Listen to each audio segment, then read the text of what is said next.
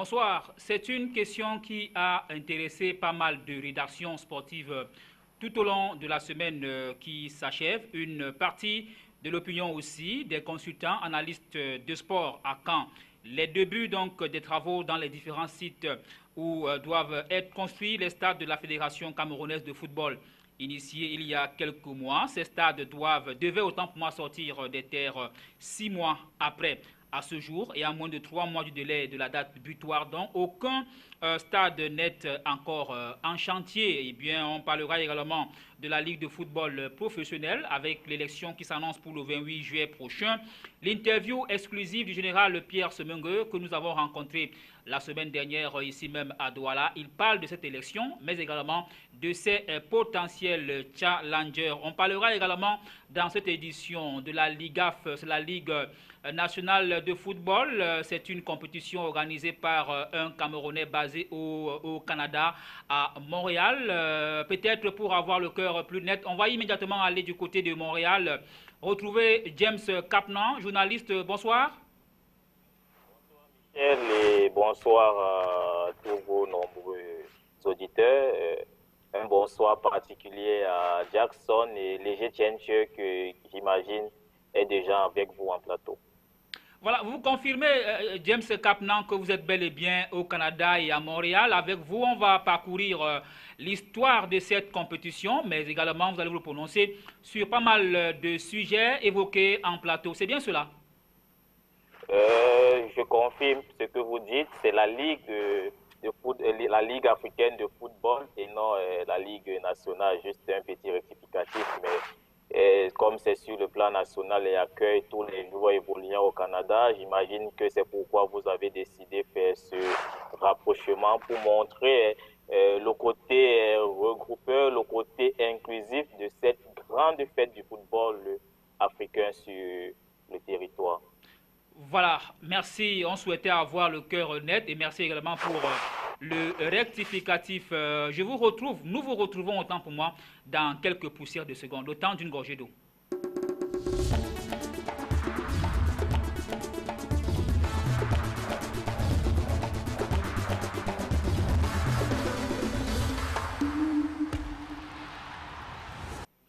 Voilà, nos deux invités, on espère le deuxième sera bel et bien en plateau avec nous, mais Jackson Jock, le confrère, est déjà bel et bien sur ce plateau. Jackson, bonsoir. Bonsoir Michel, bonsoir à tous ceux qui nous suivent en ce moment. Merci Jackson, c'est la deuxième fois pratiquement en quelques semaines que vous honorez à ce rendez-vous sur Camus 24 Télévision. Juste une question peut-être qui va vous paraître un peu anodine. La première fois, vous êtes rentré satisfait ou pas? Satisfait, évidemment satisfait parce que ce qu'on avait abordé comme thème, je pense que ça sied avec le moment et effectivement avec l'accueil et tout, je pense que c'était vraiment satisfaisant. Très bien, nous restons toujours à l'attente du deuxième invité qui est aussi journaliste. Il va nous rejoindre, nous l'espérons, il nous l'a promis et on sait très bien qu'il honore toujours ses rendez-vous. Vous allez le découvrir dans quelques instants. Alors Jackson, on va commencer immédiatement sans toutefois permettre, n'est-ce pas, à nos téléspectateurs de souffler à la maison. Peut-être avant de retrouver Jackson, on fait un deuxième jet ou alors un troisième jet du côté de Montréal au Canada. James Capnan, nous vous savons au Canada, mais on sait également que vous suivez l'actualité sportive camerounaise. La Ligue de football professionnel, l'élection, ça vous dit quelque chose? Pas mal d'années, j'ai eu à couvrir les différentes rencontres de la Ligue de football professionnel. Demander si ça me dit quelque chose, c'est une façon, je me dis, de mettre en doute la passion que j'ai eue pour ce football. Vous, moi, les Gétiens, tu et tous les autres, vous savez, au quotidien, vraiment de façon bénévole, je peux dire, du sacerdoce, on a eu à faire de nombreuses choses pour essayer de vendre l'image de ce football-là, tout simplement pour dire que c'est quelque chose qui me tient à cœur et on aimerait voir quelqu'un de fort, quelqu'un de puissant, quelqu'un qui va pouvoir donner une impulsion nouvelle à ce football qui doit pouvoir tenir haut la tragédie du football camerounais qui se meurt progressivement et on aimerait bien que le feuilleton à la Ligue de football professionnel nous donne une image un peu plus reluisante, que les dirigeants puissent se mettre ensemble dans des élections. Les élections dans ces contextes-là, je n'aime pas le plus souvent quand on parle à la fin de vainqueurs ou de perdants, parce que pour moi, le plus important, c'est de faire le football gagner et qu'on essaie de mettre ensemble les différentes forces afin de développer ce football camerounais-là, qui est, vous ne pouvez pas imaginer combien fédérateur, combien il permet aux Camerounais de pouvoir se bomber le torse à l'étranger. Quand il est dans la bourse, c'est le Cameroun tout entier qui l'est et on aimerait bien que les choses aillent. On aimerait avoir un président qui va pouvoir redorer le blason et l'image du football camerounais. Très bien. Merci James Kapnan. Ça donne le ton, n'est-ce pas, de l'émission. Léger Tientué, bonsoir. Bonsoir, capitaine Michel Anteba, bonsoir à tous les téléspectateurs de Camus 24. C'est encore une fierté de partager ce plateau avec vous.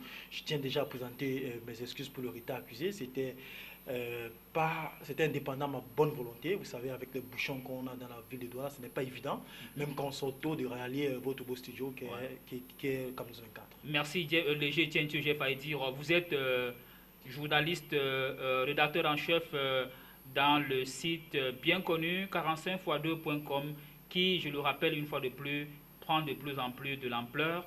Lorsque vous marchez désormais en route, comment est-ce que les gens vous regardent, vos lecteurs, Léger Tientué? C'est vrai qu'on a plus une reconnaissance depuis quelques temps déjà, puisqu'on a un boulot titanesque. Ouais. Il faut aussi reconnaître que c'est aussi le fruit d'un travail bien fait. Et je pense que James le relevait, un travail dont on n'a pas besoin d'être rémunéré derrière, un travail tout honnête. Ouais. Je pense que Jackson Jock le sait lui également. On a toujours travaillé comme ça. Ouais. Je pense que la reconnaissance vient d'elle-même. On espère que ça va continuer. Et cette reconnaissance induit aussi qu'il y a beaucoup d'attentes, il y a beaucoup de responsabilités dont on est obligé de satisfaire ces responsabilités-là pour pouvoir garder l'estime que les gens ont de nous. Très bien. Je ne vais pas trahir un secret, juste rappeler que Léger Tientué va quitter la ville de Douala dans quelques jours pour une série de reportages que vous allez retrouver dans votre site. Je ne trahis pas de secret. Alors, messieurs, on va vous proposer de regarder une réaction, une interview exclusive Cam News 24 Télévision qui a rencontré le général Pierre Semengue.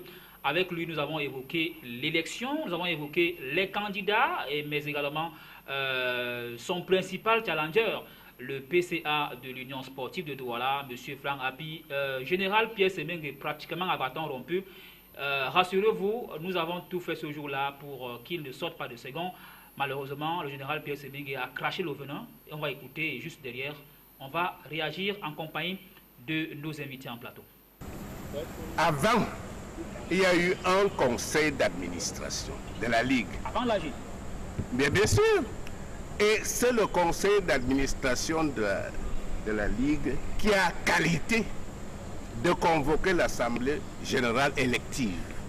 Elle s'est réunie le 15 avril, avant le mandat, avant l'échéance de leur mandat qui était le 30 avril. Et a décidé, l'Assemblée, non, le conseil d'administration, a convoqué l'Assemblée générale élective le 28 juillet. La prorogation du mandat du CPG, est-ce qu'elle donne la date courte? Elle n'a pas donné la date courte, elle a donné la date longue. Elle n'a pas dit jusqu'à... Ce n'est que ce jour-là qu'il faut faire les élections. Elle n'a pas donné de date longue, de date courte, en disant vous ne pouvez pas faire les élections avant. Elle dit au plus tard. Elle dit au plus tard. Il n'a pas dit au plus tôt. Est-ce qu'il y a le au plus tôt là? Non. Et de deux, le conseil d'administration de la Ligue avait déjà fixé la date. L'Assemblée générale n'a fait qu'entériner cette date. Et l'a entérinée à 100% de ses membres. Donc, tout ce que ça devient donc une décision qui est valable pour le Cameroun et l'étranger. Vous pensez que ça va être le cas du côté de la FECAFOOT? Mais la FECAFOOT ne peut pas faire autrement. C'est l'Assemblée générale de la Ligue est souveraine. Elle est souveraine. Il n'y a pas d'autre instance au-dessus d'elle. Très bien. Général, vous irez donc aux élections, Oui. à l'élection le 28 juillet, Oui. avec 4 autres potentiels candidats. Probablement. M. Lebou de l'Unisport de Bafang, M. Franck Api de l'Union de Douala, le capitaine Joseph Fructueux, M. Wanja de la Panthère sportive Vindé et vous-même le général Pierre Semengue. Je voudrais que nous prenions un seul cas. Vous n'avez pas peur de votre vice-président? Moi, je n'ai pas peur de personne. Encore faut-il que les fameux candidats dont vous parlez là aient, parce que c'est une élection avec, comment dirais, c'est une liste. Il faut que chaque candidat puisse avoir 11 personnes qui disent, si aucun de ces candidats n'a 11 personnes, la liste n'est pas, ça ne pourra pas être admis à être électeur. Vous n'êtes pas président de la commission électorale? Moi, je donne les conditions. Vous êtes candidat? Mais bien sûr, mais je connais les conditions. Je dis que vous avez une longueur d'avance? Non, je n'ai pas de longueur d'avance. Je dis que il faut que chaque candidat, c'est un scrutin de liste, et chaque candidat doit présenter 10 personnes, 10 clubs qui le soutiennent.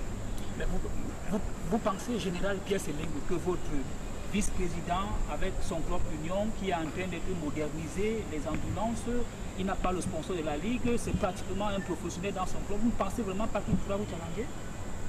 Moi, je dis qu'on ira avec un programme pour programme. Où est le problème? Moi, je n'ai peur de personne. On va aller. Encore faut-il qu'il réunisse 11 clubs qui veulent l'accompagner. S'il ne réunit pas 11 personnes, il va faire comment? Voilà, une interview exclusive du général Pierre Semengue. Alors, Jackson Jock, malheureusement, je suis obligé de le dire, vous faisiez partie des journalistes qui avaient rencontré le général Semengue ce jour-là. Nous étions ensemble pour cette interview presque exclusive, autant pour moi, qu'il a accordé à ces 3 organes de presse, Camille 24 Télévision, DSC Télévision et votre journal, je crois. C'est bien cela. Dire. Oui, c'est bien cela. Oui, ouais. Alors, comment est-ce que... Bon, est-ce qu'on peut dire que Semengue a coupé court? Oui, je pense qu'il a essayé de couper court pour ceux qui pensaient évidemment que Semengue est celui-là qui n'est pas ouvert. Quand je dis il n'est pas ouvert, il a présenté, il a dit que lui n'a peur de personne, c'est-à-dire que n'importe qui peut se présenter. C'est une élection et c'est libre, n'importe qui peut postuler, mais à condition que tu remplisses un certain nombre de choses. Je pense qu'il a été clair et moi, je ne m'inquiète de rien. Je ne m'inquiète de rien. Pour l'élection, je pense que, bon, on va voir ce qui va se passer. D'accord. Léger Tientieux, lorsque le général Pierre Semengue parle de liste, il dit qu'il espère que les gens vont remplir les conditions. On a l'impression qu'il sait, ou alors qu'il savait d'avance qu'il y aura des problèmes, que certains candidats auront des problèmes pour remplir, n'est-ce pas, pour faire une, comment dirais-je, pour avoir une liste complète de 11 personnes, 10 personnes en plus, n'est-ce pas, du candidat, ça fait 11. Et là, les dernières informations font état de ce que 2 candidats ont été priés de compléter leur liste. Le général Semengue, peut-être que c'est parti pour lui pour qu'il soit le seul candidat. Hein. Ben avant de répondre à votre question, il faut reconnaître, Michel Ateba, qu'on a quand même senti lors de votre interview un général rassuré, un général sûr de sa propre force, un général confiant, puisqu'il dit qu'il n'a peur de personne, et il doutait de ce que cet adversaire ait un certain nombre de parrainages. Ça veut dire quand même qu'il sait qu'il a plus de la majorité avec lui, donc il ne comprenait pas d'où est-ce que les parrainages viendraient pour pouvoir compléter la liste de ses concurrents, entre guillemets. Et vous avez si bien dit, en donnant la dernière actualité, c'est qu'on a demandé à M. Zachary Oranja, qui est le président du conseil d'administration de la Panthère, de rapidement compléter sa liste. On est sûr qu'il est pratiquement au jeu. Maintenant, aussi à M. Franck Api, qui était entre 8 et 9 parrainages, de compléter. Mais lorsqu'on suit la dernière actualité du président du conseil d'administration de l'Union de Douala, je pense qu'il a rassuré ses supporters. Il a fait une sortie sur Facebook. Tout était OK. Il fallait juste recommencer a rempli le formulaire pour pouvoir aller challenger le président, le général qui est en fonction. Je pense que c'est une élection qui réserve beaucoup de surprises. On va suivre minutieusement ce qui va se passer puisque je crois que la date limite, on va rendre vendredi la liste des candidats qui ont été, oui, la liste des candidats qui a été arrêtée. Donc après, les joutes ou alors après la campagne sera ouverte. Oui. Maintenant, on va voir parce qu'ici, on est toujours en train de pinailler sur qui va remplir les conditions, qui ne va pas remplir, qui va être candidat, parce qu'aujourd'hui, tous les présidents sont candidats à la candidature. Mais après, on aura les vrais candidats. Et là, maintenant, on pourra maintenant discuter sur les projets. Je pense que le général Semengue a une longueur d'avance parce que tout le monde aujourd'hui connaît son projet. Aujourd'hui, on ne connaît ni le projet de M. Ouanda, qui certainement, sa liste sera disqualifiée. On ne connaît également pas le projet du PCA Franck Api. Mais c'est vrai que lui aussi, il nous réserve des surprises puisque une conférence de presse est annoncée à cet effet-là, c'est selon son quartier général. Donc, on ne peut rien attendre, mais sinon, quand même, lorsqu'on regarde votre interview à bâton rompu, menée dans un hôtel de la place, on pense quand même qu'on a un général rassuré, on a un général confiant, on a un général qui ne doute de rien. C'est quand même bien pour les élections, parce que lorsque vous allez faire une élection comme celle-là, il va falloir emmagasiner autant pour moi un certain nombre de confiance pour pouvoir être sûr le 28 juillet, qui est la date où on saura qui finalement sera le président de la Ligue de football professionnel du Cameroun. Très bien. James Cap, oui. Le tout premier, je voulais dire le tout premier président élu. Voilà. Très bien. La précision valait la peine. James Capnan, en quoi est-ce que cette élection pourrait-elle ressembler à l'élection de la FECAFOOT, par exemple? C'est un exemple que je prends comme ça.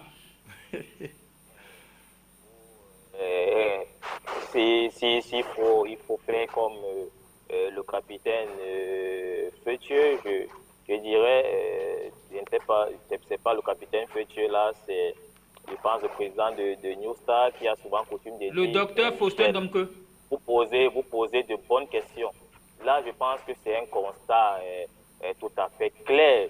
On sent que vous êtes quelqu'un d'introduit dans les sphères du football, parce que faire le rapprochement avec la Ligue, c'est quelque chose, avec la FECAFOOT, c'est quelque chose d'assez logique, c'est quelque chose d'assez terre, c'est quelque chose, ne pas voir les choses sous cet angle-là serait, je me serais questionné sur votre expertise dont je ne doute guère, et vous en êtes de témoin.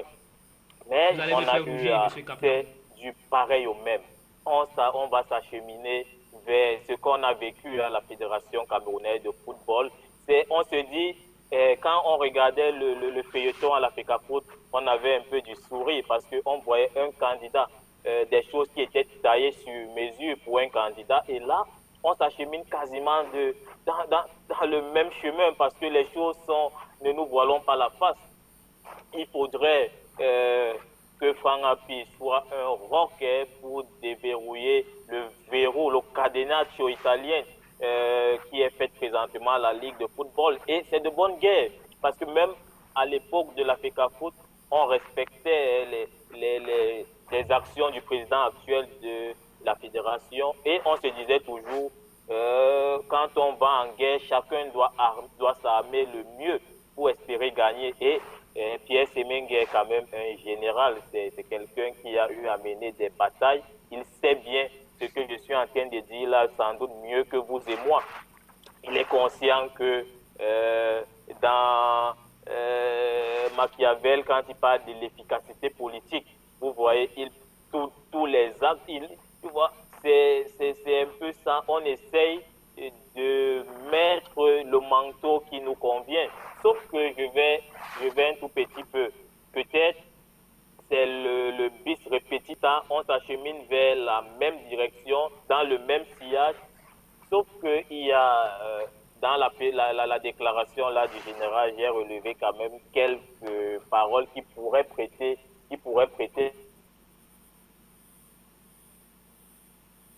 Voilà. Je pense qu'on a peut-être un petit souci avec Montréal. Alors, on va y revenir. La technique, sans doute, s'active pour retrouver James Capnan. Jackson Jock, Pierre Semengue, sensiblement, ou alors pour le moment, Franck Api risque d'être, n'est-ce pas, le duel de cette élection-là. Les mettre sur la balance. Est-ce que vous voyez déjà vers quel côté la balance peut-elle peser? Non, je pense qu'on ne peut pas se tromper aujourd'hui que la balance est en faveur, je ne voudrais pas dire la balance est en faveur du général Pierre Séming, que je vais le dire comme ça. Pourquoi? Pourquoi? Parce que lorsqu'on regarde quand même l'expérience qui est acquise par le général, on se rend compte qu'il a quand même été le président de Tonnerre Kalara Club de Yaoundé pendant plusieurs années. Il a été président de l'INAFOOT, Ligue nationale de football d'élite. On vous dira que ça n'a pas marché. Hein? Oui, même si ça n'a pas marché, c'est quand même une expérience. Ouais. Et je pense qu'aujourd'hui, lorsqu'on essaye de regarder avec ce que Franck Appiah a fait, il a été consultant dans les médias pendant un certain nombre de temps. Il est PCA d'un très grand club, mais ça ne fait pas 10 ans. Ça ne fait pas 10 ans. Donc je pense qu'il n'y a pas photo, il n'y a pas figure. Et maintenant, seuls les présidents de club savent ce qu'il faut faire. Ils sont 35. Très bien. Les GTNT, on va chuter, n'est-ce pas, de cette question Ligue de football pour retrouver, n'est-ce pas, sans doute notre thème principal. Mais avant de chuter les GTNT, je souhaiterais, puisque je rappelle également que les GTNT est un petit peu spécialiste dans la communication. Vous êtes titulaire d'un gros diplôme, n'est-ce pas, en communication. Je ne voudrais pas dévoiler un secret sur ce plateau. Sur le plan communication, qu'est-ce qu'on peut dire dans la com, n'est-ce pas, de ces trois, disons-le ainsi, candidats? Qu'est-ce que vous relevez comme faille? Qu'est-ce que vous relevez comme, comment dirais-je, avantage ou alors comme inconvénient, que ce soit du côté de M. Semengue ou alors M. Yapi, qui, rappelons-le, c'est vrai, n'a pas encore commencé à communiquer véritablement, même si sur Facebook il communique déjà. Et M. Wanja qui ne communique pas, mais il a organisé une conférence de presse qui a attiré quelques journalistes à Yaoundé. Mais vous faites bien de poser la question parce qu'en réalité, lorsque vous réussissez votre communication, Michel Ateba, vous avez pratiquement gagné les élections. C'est pour ça que vous allez voir aux États-Unis aujourd'hui, l'accent est plus mis sur la communication parce qu'en réalité, c'est à travers la communication qu'on fédère les énergies et qu'on gagne l'opinion de ceux qui vont vous élire. Et même si ceux qui ne vont pas vous, même si ceux qui vont vous élire ne sont pas tout à fait d'accord avec vous, quand vous gagnez l'opinion majoritairement, ça peut influencer sur ces électeurs-là. N'est-ce pas, de l'opinion vers ceux qui vont élire. Vont élire. Donc c'est ça. Je pense que sur ce plan-là, je pense que le général a marqué un point depuis, parce qu'en réalité, le général a commencé à communiquer depuis. Vous savez, même avant les élections, avant même qu'il ne soit candidat, il a une facilité déconcertante à s'entendre avec tout le monde. Il est ouvert. On a même du mal. On a même du mal à comprendre. La question, s'il avait une longueur d'avance. On a même du mal, capitaine, à comprendre ou à savoir, à se rendre à l'évidence que c'est un capitaine. Il y a 2 ans de cela, c'est un général autant pour moi, je parle en face d'un capitaine. Je pense qu'il y a 2 ans de cela, avant qu'on ne parle de ces élections à la Ligue, moi je me suis entretenu avec lui, moi j'étais émerveillé, j'étais ébahi, j'étais bobi de savoir que je suis en train de causer avec quand même un général qui n'est pas n'importe qui m'avouait, qui me donnait toutes les informations possibles, qui me donnait même son contact. Je pense que c'est cet élément de sympathie aujourd'hui qui peut... Et de simplicité. De simplicité surtout, qui peut peser dans la balance. De l'autre côté, on a quand même un président Appiah qui a voulu jouer au chat à la souris. Qui est vraiment un stratège en communication. Un stratège, mais je pense que sa communication, de mon point de vue, c'est une communication un peu timorée parce qu'on a vu ce grand homme. Parce qu'il faut le reconnaître, jouer au chat à la souris, je suis candidat, je ne le suis pas. Il a même traité certains journalistes de marabout, de sorciers, parce qu'on avait lu dans la boule de cristal, mais on le savait depuis, le capitaine Michel Ateba, on savait qu'il devait être candidat, on savait qu'il lognait cette place-là, on savait même que les informations qu'il fusait dans le conseil d'administration venaient de lui, et c'est en plus, c'était une promesse électorale, puisqu'on sait aujourd'hui qu'il est adoubé par l'instance fédérale du football camerounais, donc on le savait. Mais aujourd'hui, sa communication me pose un problème. Il fait plus de communication par réaction, alors que normalement, il doit être dans une communication d'action. Il est là pour réagir par rapport à ce que les gens disent. Pourtant, le général Semengue, lui, c'est une communication par l'action, parce que les médias viennent auprès de lui, même à 2 heures, vous appelez le général, il vous répond de manière claire, de manière précise et de manière concise. Mais l'autre candidat, il est plus dans la réaction. Ce sont généralement des publications sur les réseaux sociaux pour certainement attaquer ceux qui supportent le président général Pierre Semengue. Je pense pas que c'est une meilleure stratégie. J'espère qu'il va la corriger parce qu'on annonce une conférence de presse de ce candidat. On va y être pour pouvoir savoir jusqu'à présent quels sont les motifs, quels sont les mobiles de sa candidature jusqu'à présent. Personne ne peut vous dire, Michel Ateba, qu'est-ce qui pousse le président Appiah à se porter candidat? Est-ce que c'est une candidature de la révolution ou alors est-ce que c'est par rapport à une promesse du patron de la FECAFOOT actuel? Très bien. James, on va sortir de la question, s'il vous plaît. On n'a plus assez de temps pour prendre, n'est-ce pas, le sujet principal. En 1 minute 30 secondes, je sais que vous êtes journaliste, vous avez une culture de la synthèse. Je vous je vous relance avec cette autre question. C'est vrai, on dit que M. Semengue, c'est le candidat de la présidence et que M. Api serait le candidat de la FECAFOOT. Qu'est-ce que vous dites?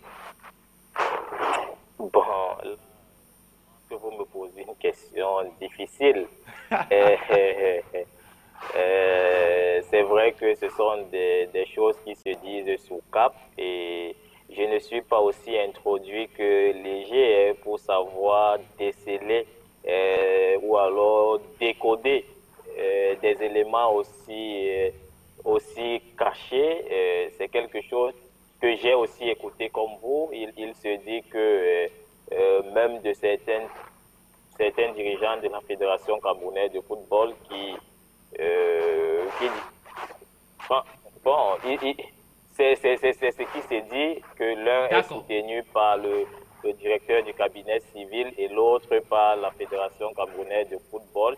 Mais je pense que c'est pas ça quand même le problème. Les présidents de clubs qui doivent élire ne vont pas, ou alors n'ont pas intérêt à se laisser influencer par qui soutient qui.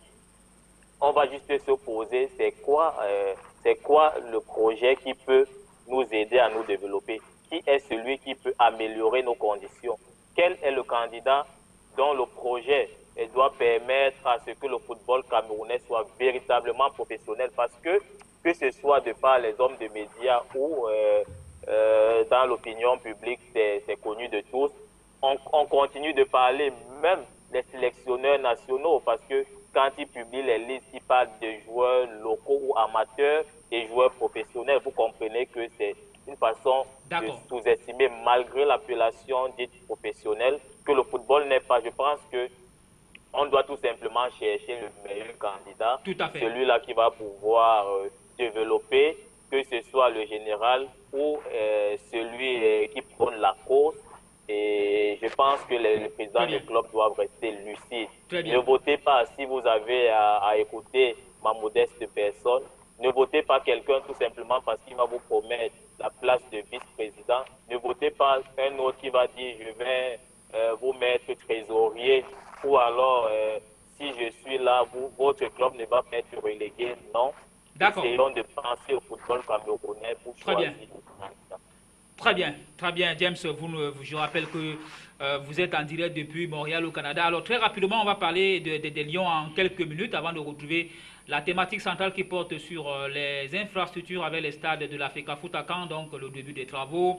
Alors pour parler des Lions indomptables du Cameroun, nous avons été rencontrer Joseph Antoine Bell après les rencontres France-Cameroun et Mauritanie-Cameroun.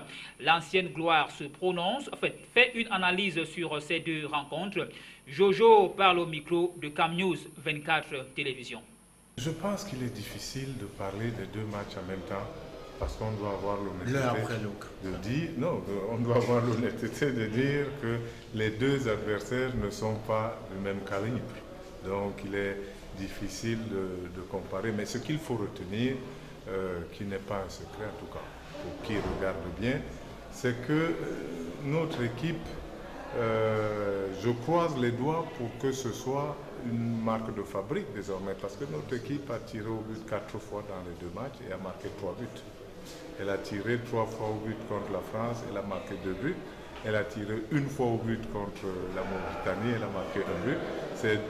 C'est un réalisme de très très haut niveau. J'espère qu'ils vont continuer à faire cela.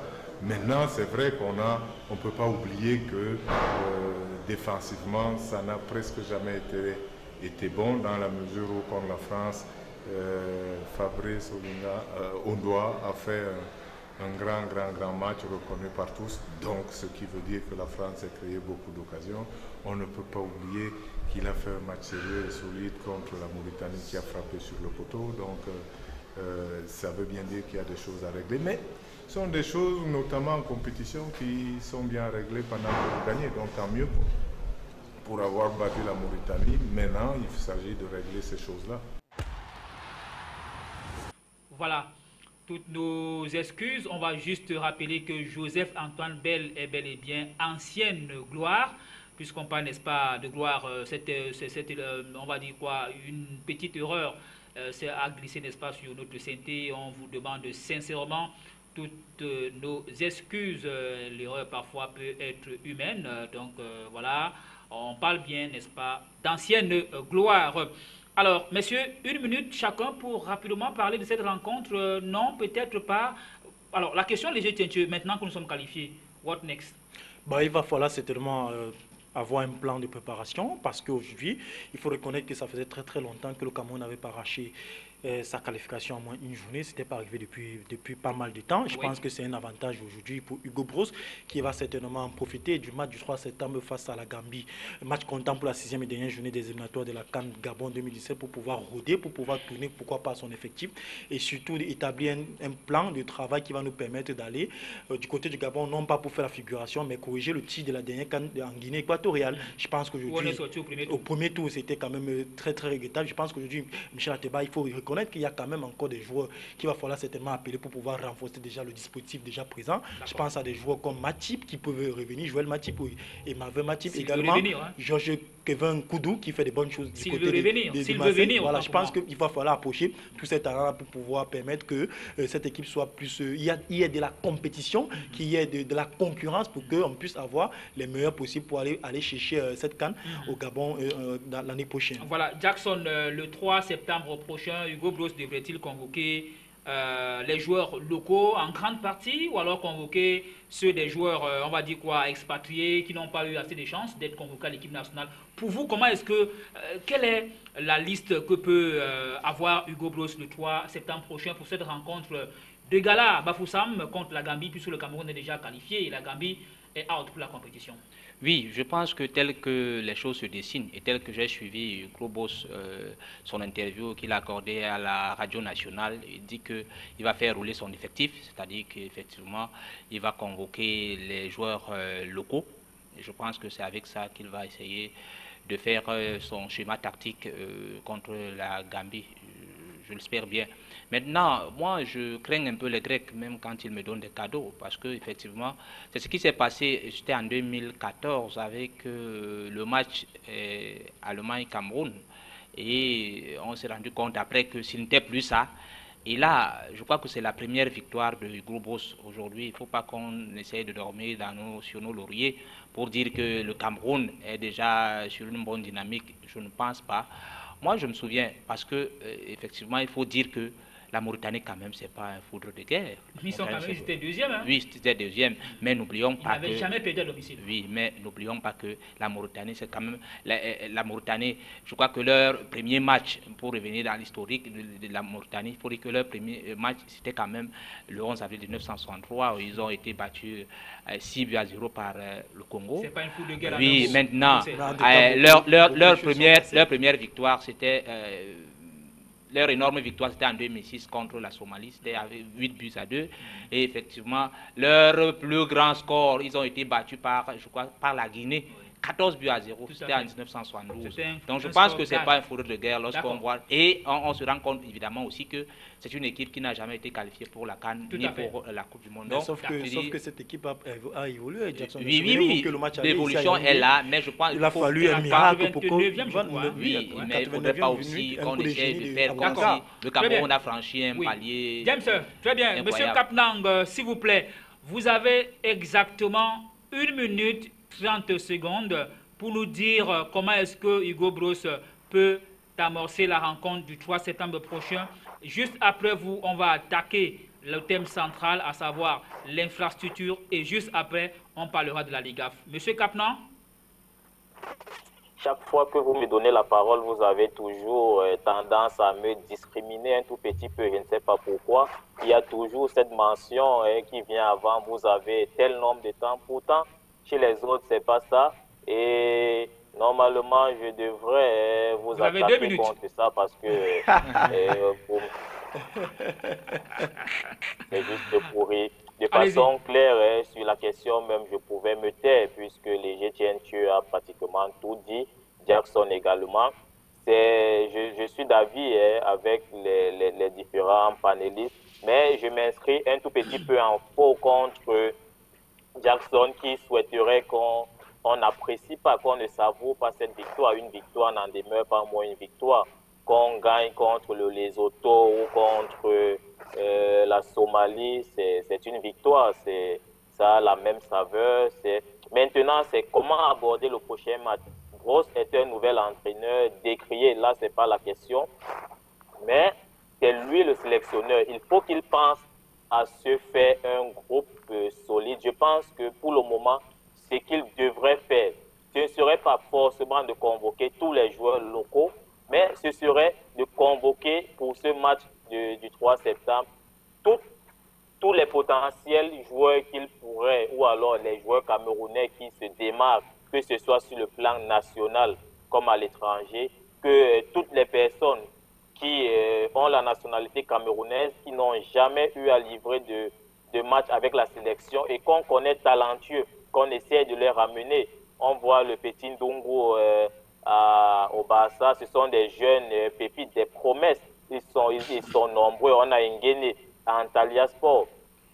Pourquoi ne pas essayer avec ces gars, les regarder jouer et essayer de réajuster les choses? Et quand on parle de l'équipe nationale, c'est tout un groupe, c'est un ensemble. Ce n'est pas uniquement le sélectionneur, ce n'est pas uniquement les joueurs, mais c'est tout ce qui va avec. Du kiné qui nous a offert, qui a été un tout petit peu la star de la rencontre contre la France sur les réseaux sociaux, où on voyait son derrière à ciel levé. Ça faisait rire, mais c'est pas quand même des images qui font la fierté. On doit travailler tout cela. On doit aussi regarder le domaine communicationnel. Comment est-ce qu'on vend cette équipe-là? Comment est-ce que des personnes qui sont chargées de vendre, parce que le responsable de la communication d'une sélection, que ce soit d'une entreprise, c'est de vendre l'image de marque de cette sélection, c'est de donner le plus d'informations concernant cette équipe. Alan Nyom n'a pas joué contre la Mauritanie. Est-ce que vous savez pourquoi Alan Nyom n'a pas joué? Alan Nyom n'a pas joué tout simplement parce qu'il est blessé. Mais que fait le team press? Il préfère se taire, il préfère laisser les gens spéculer, il préfère regarder qu'on essaie de se dessiner mille et une choses dans la tête. C'est pas ça son travail. Il se doit de nous dire, Alan Nyom ne joue pas parce qu'il est blessé. Et là, ça coupe tout. On ne se met parce que Nyom, après ce qu'il nous a montré contre la France, après ce qu'il nous a montré à Grenada, après ce qu'il nous montre depuis, c'est quelqu'un de professionnel. C'est le meilleur à l'heure actuelle, le meilleur sur le côté droit du Cameroun. Quand il ne joue pas, le responsable de la communication doit faire une sortie pour nous dire pourquoi. Très bien. Madame Ondoa est décédée là la France. Lors du match contre la France. C'était le silence total, que ce soit la Fédération camerounaise de football, au ministère des Sports ou dans la tanière. Voilà des éléments qui ne rassurent pas. Voilà des éléments qui ne font pas du bien. Lorsque vous laissez votre maison pour aller soutenir votre sélection, votre équipe de cœur, et qu'il vous arrive malheur, et que des personnes qui sont censées gérer cette affaire-là, même les différents candidats, et que ce soit, on va dire, ça ne concerne pas la Ligue de football professionnel.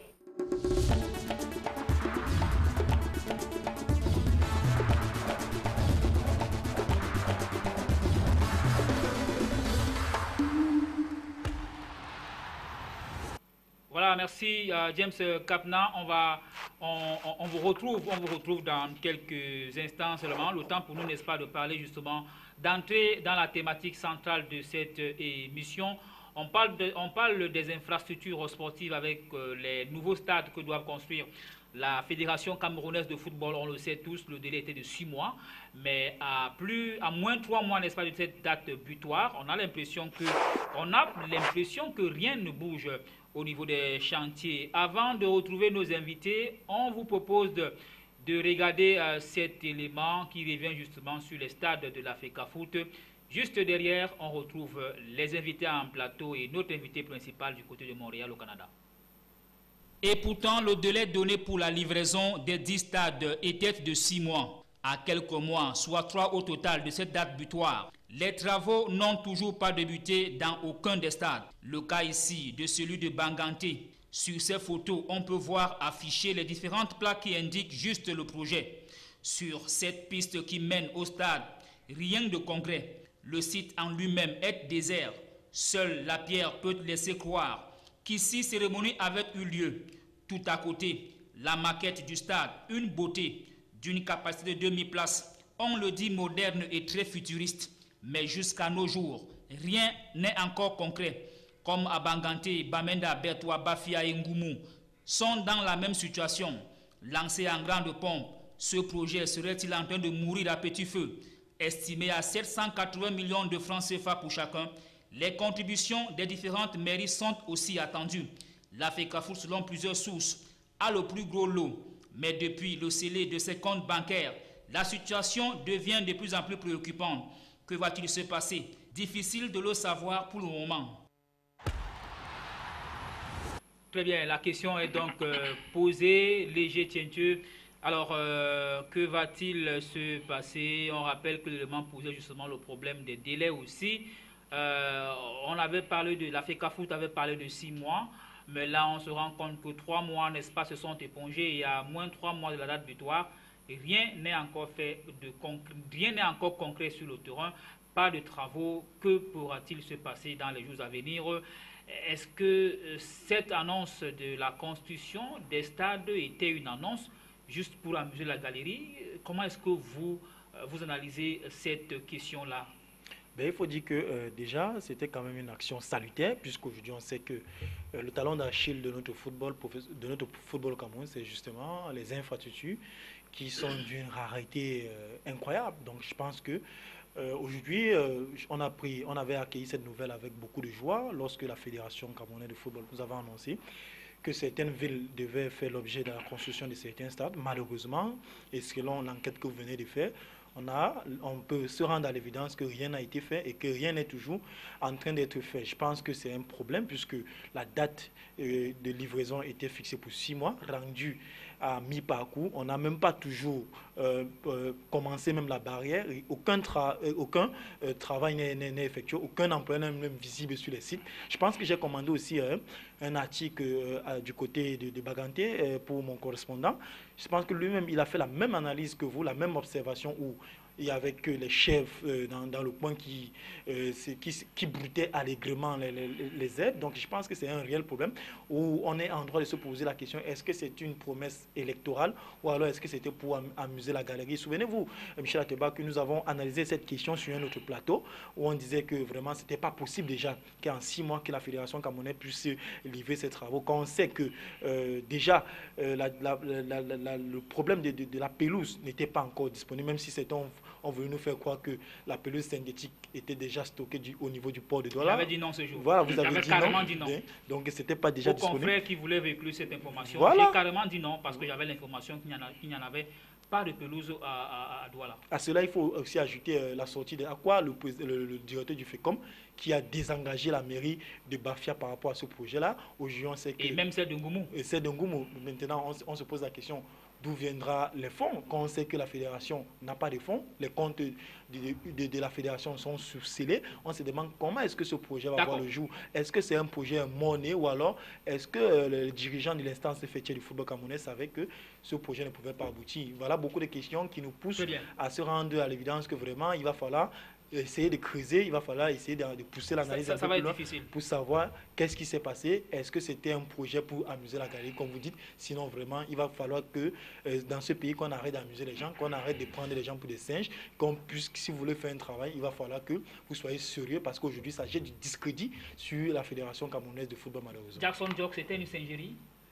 Oui, on peut le dire. On a voulu singer ou alors on a singé? Oui, ils sont même en train de singer. Bon, mais c'est le président actuel de la Fédération camerounaise de football, parce qu'effectivement, je crois que c'était une promesse électorale. Aujourd'hui, on se rend compte, encore que nous autres, les plus circonspects d'entre nous, n'accordaient pas beaucoup, je vais dire, on n'accordait pas beaucoup d'attention, je vais dire d'attention pour être un peu poli.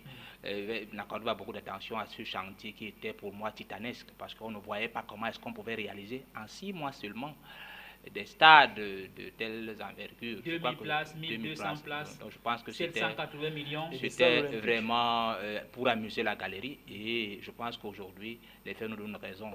Et ce que moi je voudrais dire... Ces faits qui donnent raison, je vous relance avant que vous nous continuiez, ces faits qui donnent raison, c'est quoi? Les comptes bancaires bloqués, ou alors qu'est-ce qui vous donne raison comme fait? Oui, parce qu'effectivement, on se rendait compte à l'évidence, parce qu'en ce moment-là, la Fédération camerounaise de football avait des problèmes avec des banques, et telle qu'elle a été déboutée, oui, mais telle qu'elle a été encore déboutée la dernière fois, je pense que c'est difficile, parce que là, il faut que, ce qui bloque, ce qui coince, c'est que il faut que la Fédération camerounaise de football arrive à rassurer, et ses partenaires arrivent à rassurer les communes qu'effectivement, ils vont reverser leur quote-part. À partir du moment où les comptes sont scellés, comment est-ce qu'ils vont faire pour donner leur quote-part? Donc ça devient un peu difficile. On va attendre qu'on les décèle. Oui, mais on va attendre pour quand? Pour quand? Il a la date butoir. Donc je pense que pour moi, on n'accorde pas assez d'attention à cela. C'était vraiment des promesses électorales, ça ne reste que des promesses.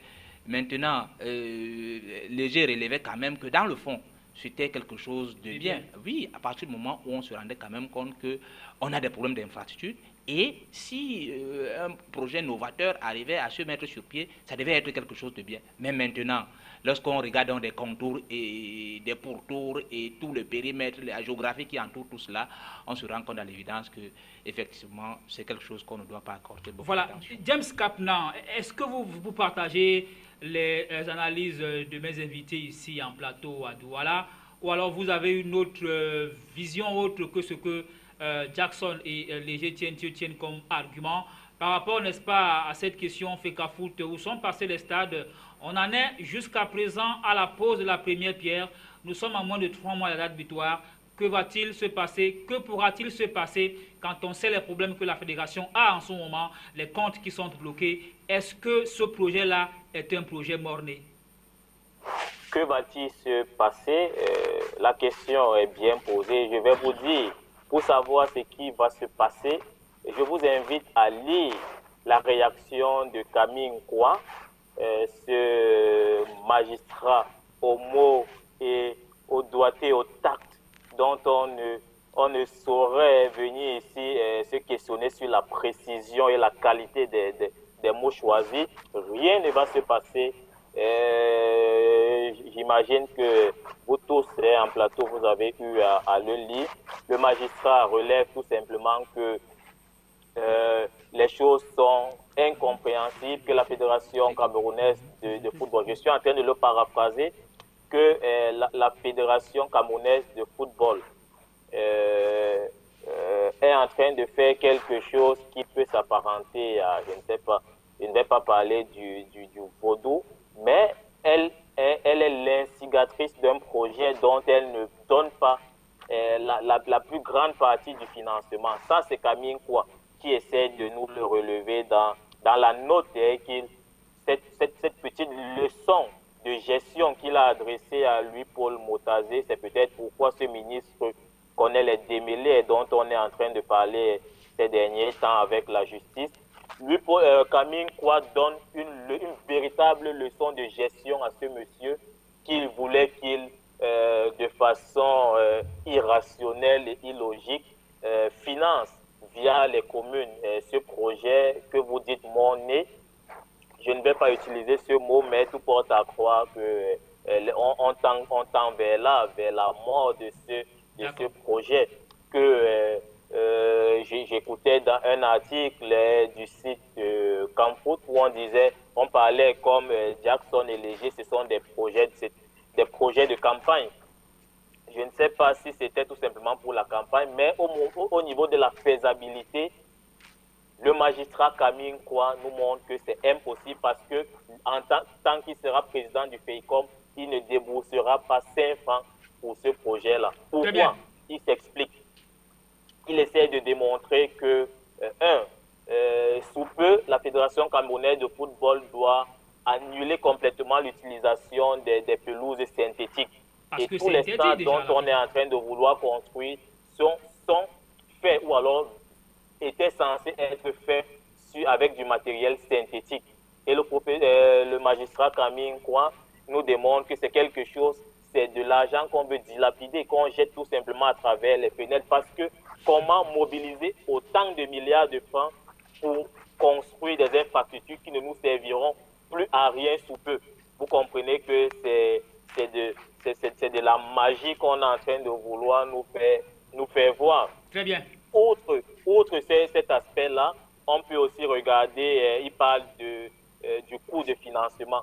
Vous voyez, le stade que la compagnie de téléphonie avait décidé, ancien sponsor du championnat, avait décidé de faire à Bouddha, ça coûte 3 fois moins cher que ce qu'on est en train de vouloir nous faire. Deux fois. 350 millions, si on doit attendre le financement, Camille Nkwa est formel, les communes ne donneront pas un radis. Je pense que vous avez la réponse à travers la réaction de ce brillant.